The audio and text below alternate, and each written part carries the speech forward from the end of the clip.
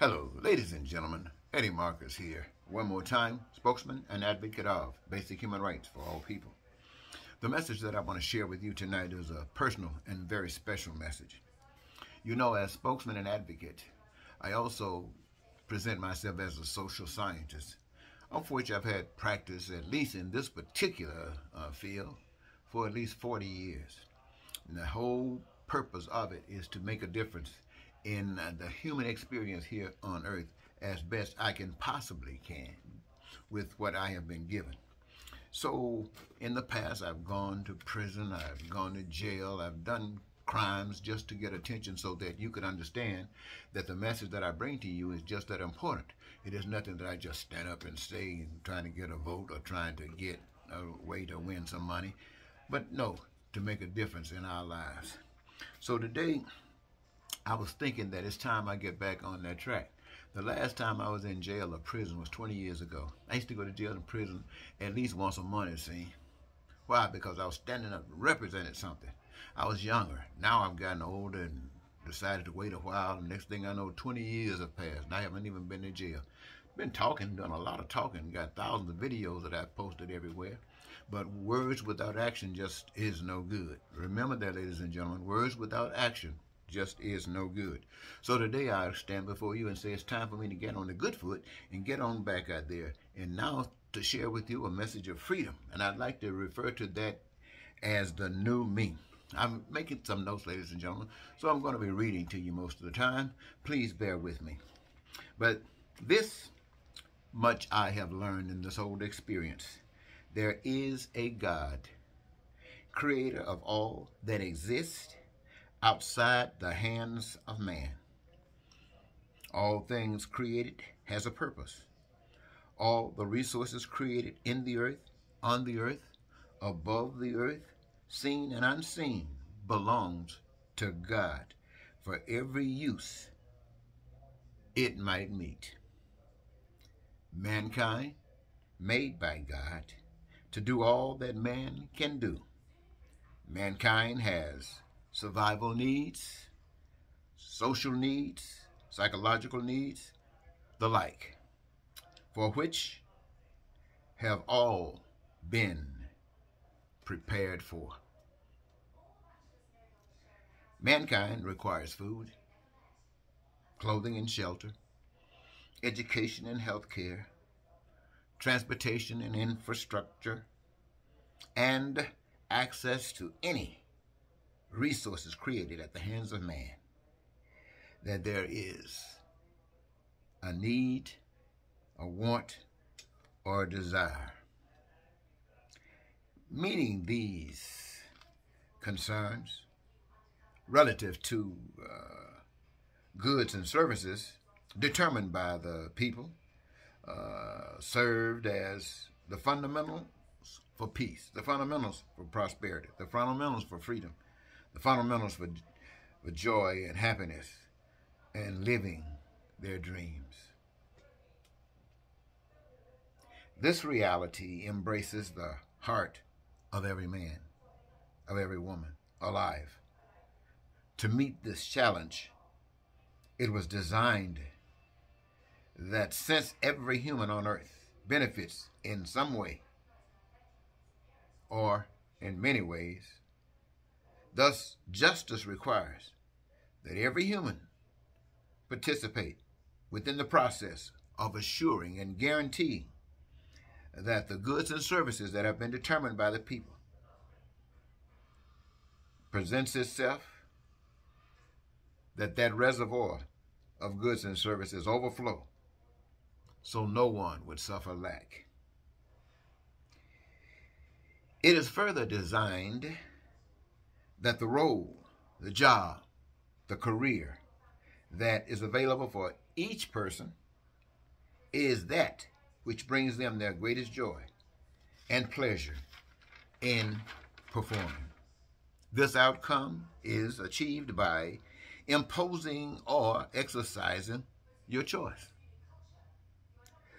That represents a plan, a choice that represents a plan, an outcome such as this that I've mentioned here, which might be considered heavenly or as paradise. However, there is another choice available to all. It is known as their choice. This choice lacks the collective wisdom and experience of the Creator. In this plan, some are happy, some are not. This plan is built on selfishness, fear and deception, lies and cheats, crimes and violence, poverty, hatred and racism, bigotry and the like. But the first choice, the Creator's choice, is found on unity. It's found on family. It's found on love and life for all, without any of the effects of the second choice. Now, the second choice is founded on selfishness, as mentioned, competition. Again, it is known as our choice, the people's choice. In any society, both choices are available, and each is the opposite of the other. To represent choice number one, you will not participate in the practices of choice number two. In fact, choice one will expose the shortcomings of choice number two by living and advocating. I said living and advocating for change to number one, for which one might be killed. This is the evidence of woke, the evidence of awakening, evidence of a friend, a child of truth of God. While ignorance and blindness brings fight, fear, and die seeking truth. I messed that last sentence up, ladies and gentlemen. Let me go back and read that sentence again. It says, this is the evidence. What is the evidence? You loving people so much that you stand up for righteousness and evil comes out and kill you. This is the evidence that you woke. Or you got to be woke to do something like that. And then, even then, if you're going to still be in the process of awakening, you become a friend, a child of truth, a child of God. And while ignorance and blindness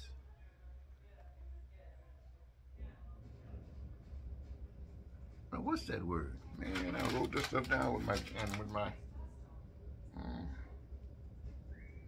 argue. Okay. While ignorance and blindness argue and fight and die seeking truth. Now, that didn't come out too good, but let me just say it there. And I got another thing. This is not a religion. It's not a church. It's not a biblical teaching. This is discovery about love for one another, enough to defy anything that would destroy choice one. This is what I'm saying, ladies and gentlemen. For me, I've learned, and I'm old now. I'm a senior. I've seen a lot of stuff, and I'm not ashamed to admit it. I've seen an awful lot. And so much have I seen that does not represent what I have been given. See, my number one concern is that I get a chance to live my life, that I get a chance to do what I came on this earth to do, that I have access to all of the wonderful things that I want, and that I live in peace, be prosperous and free the rest of my life, that I live my dreams. And this is just part of it. I have to worry about nothing when it comes down to food, clothing, shelter, education, healthcare, transportation, and all the things that's made by the hands of man. Because I understand that everything that happens was designed by God. And there's a plan for what I'm sharing with you right now for that to happen. That plan is that God creates all the resources. We got the needs and the desire. We also got the ability to take care of all of those things which we just mentioned. So we engage ourselves through a community, that we're going to produce all of those things that we are producing now and any additional stuff we need or want. And we do that.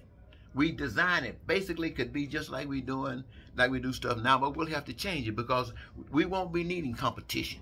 We won't be using money. We won't be going in debt. We won't be owing anybody anything. What we will be doing is producing. We will be living. We will be traveling all over the world. We'll be making everything better. Now, I'm making it seem kind of, I'm not trying to get too technical right now because I don't got a couple of more minutes. But we just want to live. Now, this is what I want to do. And I figure like this. If this is what I want, which is the best thing that could happen for me, then I can't see anything less than this happening for you. Now, if you don't want it, that's you. But I believe that every last one of you want it.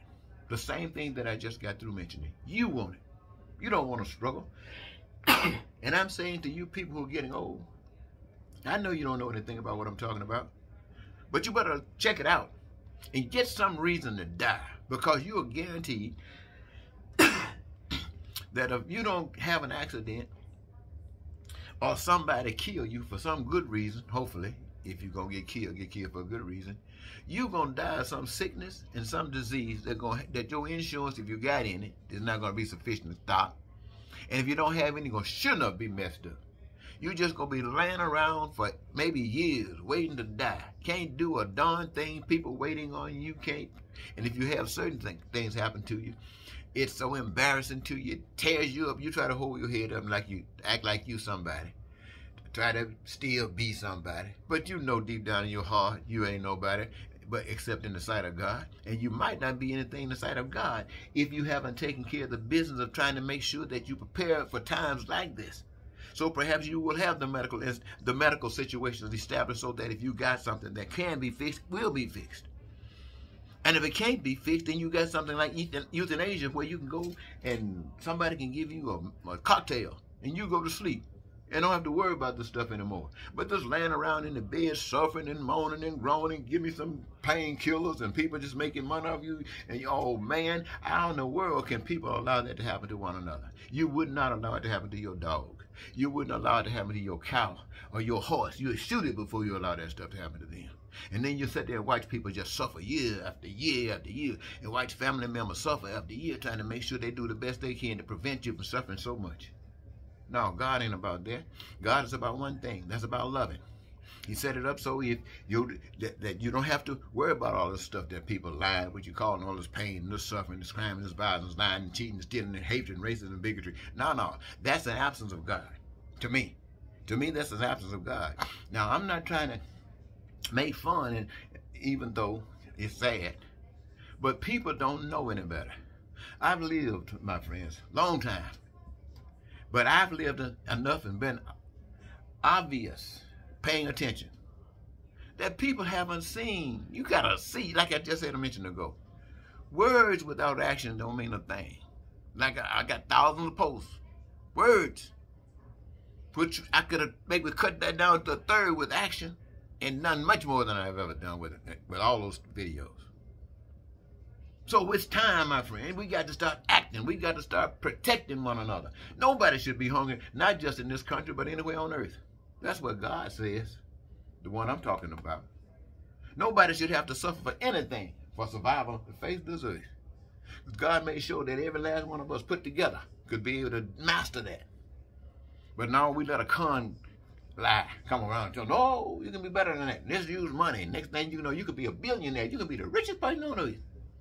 You can go make spaceships and go up in outer space and just float around a little bit. Oh, man. Look how much what you can do. And you got people down here, Lord have mercy, shifting through dirt, trying to find a seed that maybe they can feed their kids. And many people who got wherewithal look at that and laugh and say, see there, look at them. Look at them. And you are the descendants of people who have played a part in creating that situation for them. Now, my concern right now is not, I don't care nothing about going to church, talking scripture. They don't do nothing for what's going on. But I'm not trying to put you down. I preached in this pulpit for years.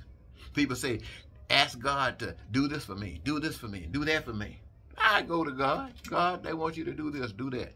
God tells me through spirit, naturally, I have prepared that they can do it for themselves. How many of you parents prepare for your kids to be able to do things and you teach them and stuff like this, and then they come to you talking about, Mama, Dad, will you do this? Say, now get on in there and do that yourself. Go out the same thing. Go in there and do this yourself. But when God does something, and you should know it, it is miraculous. You call it a miracle. Why is it a miracle? Because you can't do it. Somebody say, well, if you believe, well, I'm not talking about that. You don't do it. But God can do it. And when it's done, it's because of God. And it's an indication to the one that benefits from it or it comes through that God exists, who now have a blind obligation to lift up God in such a way that others can't. So that all of the people out here who trying to be Republicans and Democrats and independents and haters and racists and bigots who don't know nothing about this love that I'm telling you about right now might see it in you and say, whoa, what is that? And might want to grab on to it. Think about it, ladies and gentlemen. We got something to offer. Let's do it. Let's do it. I mean, let's really, really do it. And I'm going to be trying to hook up some videos, talk to you. If you're interested, respond. That's going to call for us to do something, because as I said, just talking is not good enough.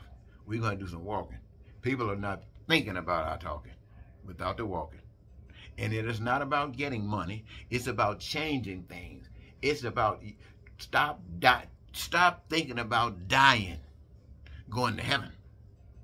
Thinking about dying to this hell that we're living in and creating heaven right now. Make that your focus. Talk to you later. Ooh, I bet I did some mess up on that one, huh?